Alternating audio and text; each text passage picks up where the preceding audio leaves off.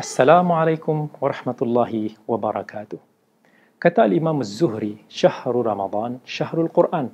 Bulan Ramadan adalah bulan Al-Quran.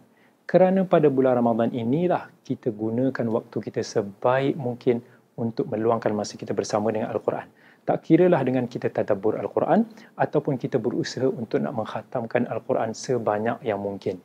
Kerana itu para ulama terdahulu, mereka mampu untuk nak mengkhatamkan Al-Quran 2 hari 1 kali seperti mana yang dilakukan oleh Al-Imam Syafi'i, Al-Imam Ahmad. Bahkan ada para ulama yang mengkhatamkan setiap hari 1 kali. Mesejnya apa?